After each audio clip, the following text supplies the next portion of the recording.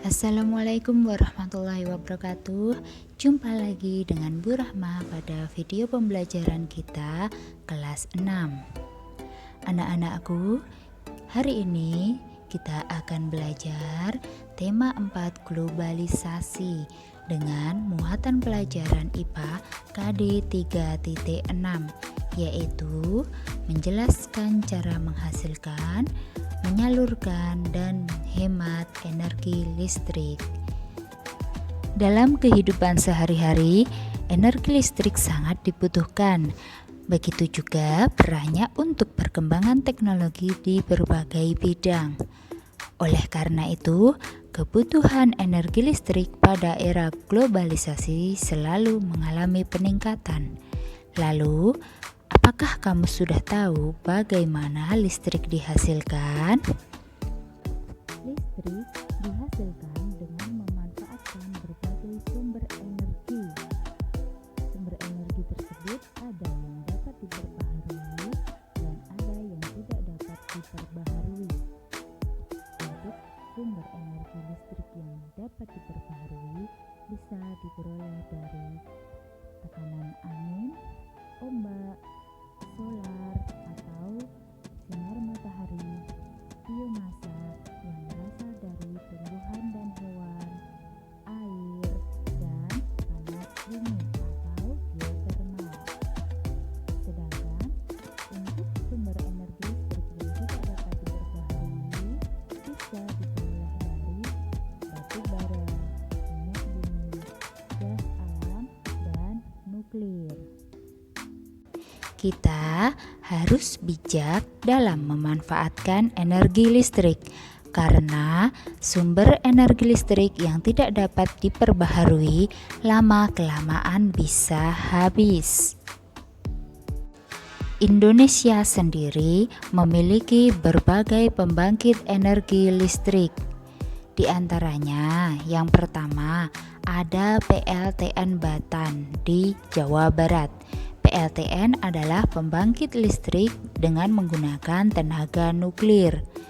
Yang kedua, PLTS Gili Trawangan Bali. PLTS adalah pembangkit listrik yang diperoleh dari tenaga surya atau sinar matahari. Kemudian, yang ketiga ada PLTU Paiton di Probolinggo, Jawa Timur. PLTU diperoleh dari tenaga uap dengan bahan dasar berupa batu bara.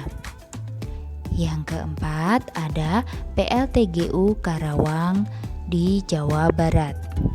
PLTGU diperoleh dari gas dan uap. Bahan bakar gas tersebut diperoleh dari alam. Yang kelima adalah PLTD Karimun Jawa. PLTD Karimun Jawa diperoleh dari tenaga diesel. Biasanya digunakan pada skala kecil untuk memenuhi listrik di kota kecil atau di desa. Yang keenam, PLTP Gunung Salak. PLTP itu pembangkit listrik tenaga panas bumi yang diperoleh dari energi panas bumi secara langsung atau istilahnya geotermal. Yang ketujuh, PLTA di PU Sangan Aceh. PLTA adalah pembangkit listrik dengan tenaga aliran air. Dan yang terakhir contohnya adalah PLTB Nusa Penida di Bali. PLTB adalah pembangkit listrik tenaga bayu. Bayu sama dengan angin, artinya pembangkit listrik ini diperoleh dari tenaga gerakan angin. Oke anak-anak, pembangkit listrik di Indonesia ternyata banyak sekali ya. Nah, anak-anak, Bu Rahma akan menjelaskan bagaimana proses penyaluran dan distribusi listrik sampai kepada pengguna. Tahukah kamu dari mana listrik rumahmu berasal? Listrik umumnya dihasilkan pembangkit listrik yang dikelola Perusahaan Listrik Negara atau PLN. kalian bisa memperhatikan gambar yang Ibu tampilkan. Dari gambar tersebut diperlukan tahapan-tahapan agar energi listrik sampai ke rumah. Saat di pembangkit listrik, terjadi perubahan energi gerak menjadi energi listrik. Komponen utama dari pembangkit listrik adalah turbin dan generator. Turbin sebagai energi penggerak, sedangkan generator yang menghasilkan listrik. Generator mengubah energi gerak atau mekanik menjadi energi listrik. Setelah energi listrik dihasilkan, tahap berikutnya adalah memindahkan energi listrik. Energi listrik disalurkan ke transformator penaik tegangan melalui saluran penghantar. Energi listrik dinaikkan tegangannya hingga 500 kV oleh generator agar perpindahan arus listrik berlangsung efisien. Setelah itu, barulah listrik dialirkan ke gardu induk melalui sutet atau saluran udara tegangan ekstra tinggi. Selanjutnya, tegangan diturunkan menjadi 20 kV. Manfaat sutet adalah menyalurkan energi listrik dari pusat-pusat pembangkit yang jaraknya jauh. Melalui sutet, listrik dialirkan dengan transmisi menuju transformator agar tegangan bisa diturunkan. Sesudah itu, tegangan yang turun bisa digunakan listriknya untuk konsumen komersial atau industri. Adapun energi listrik yang akan digunakan oleh perumahan oleh orang-orang, maka harus diturunkan lagi tegangannya melalui transformator, karena tegangan listrik yang sesuai kebutuhan rumah adalah 220 volt. Bagian terakhir, aliran listrik sampai di rumah-rumah yang tersambung kabel dari gardu. Barulah kamu dan keluargamu dapat memanfaatkan energi listrik untuk berbagai keperluan. Namun, yang perlu anak-anak ketahui, penggunaan energi listrik yang berlebihan dapat mengakibatkan habisnya pasokan listrik.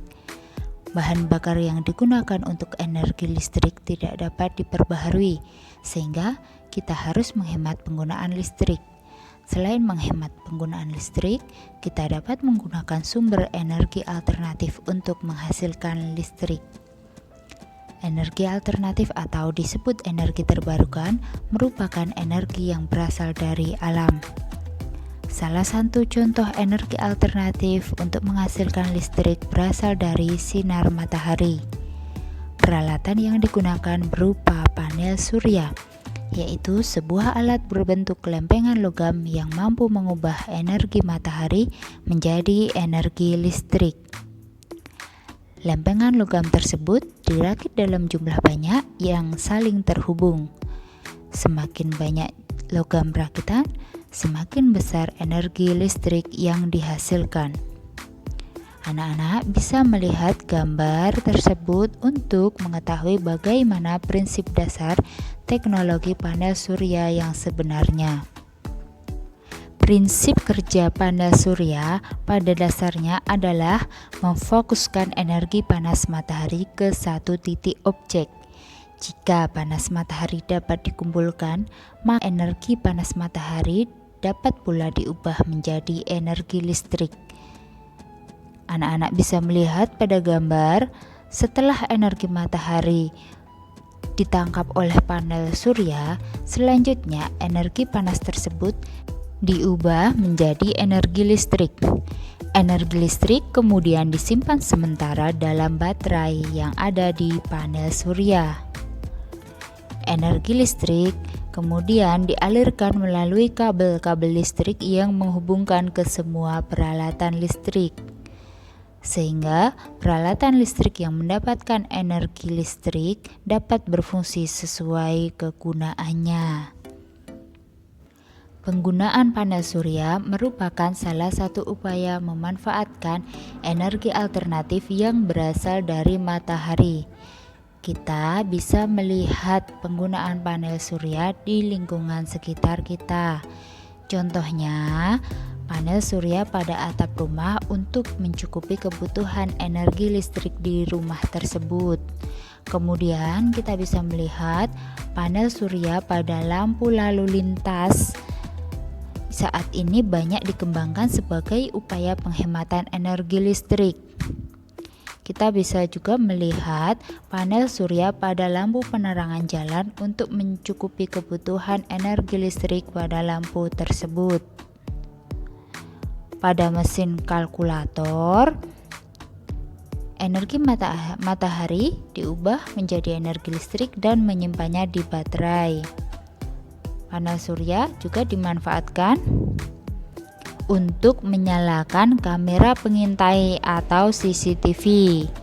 Terakhir, panel surya juga bisa digunakan untuk penyimpan daya atau sering dikenal dengan power bank, yang biasa dimanfaatkan untuk kebutuhan pengisi daya pada alat elektronik.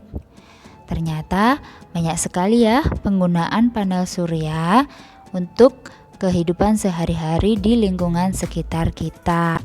Anak-anak, penggunaan panel surya adalah salah satu upaya menghemat energi listrik yang membutuhkan bahan bakar tidak dapat diperbaharui. Selain itu, kalian bisa melakukan upaya penghematan energi listrik dengan berbagai macam cara seperti pada gambar. Jutaan orang tidak menyadari gerakan Earth Hour atau mematikan listrik secara bersamaan yang dilakukan di seluruh Jawa Bali dapat menghemat hingga 550 miliar. Itu contoh untuk gerakan Earth Hour. Lalu bagaimana contoh cara yang lain dalam penghematan energi listrik? Yang pertama, misalnya memasang daya listrik di rumah sesuai keperluan. Yang kedua, membatasi waktu menonton televisi. Jangan lupa setelah menonton televisi, dimatikan dan dicabut stekernya. Selain itu, kita bisa mematikan peralatan elektronik jika sedang tidak digunakan. Dan terakhir, kita bisa mengganti lampu dengan daya yang lebih kecil menggunakan lampu jenis LED. Nah, anak-anak, tips mudah hemat listrik di rumah juga sudah diberikan oleh berbagai sumber, salah satunya dari Kementerian ESDM.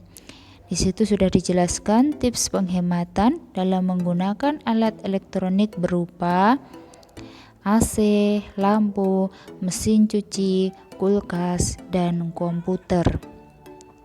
Berbagai macam tips tersebut bisa diterapkan dalam kehidupan sehari-hari. Upaya kecil kita akan berdampak besar bagi dunia. Ingatlah selalu anak-anak untuk bijak menggunakan listrik, hemat menggunakan listrik. Demikian video pembelajaran dari Bu Rahma. Sampai jumpa pada video pembelajaran berikutnya. Assalamualaikum warahmatullahi wabarakatuh.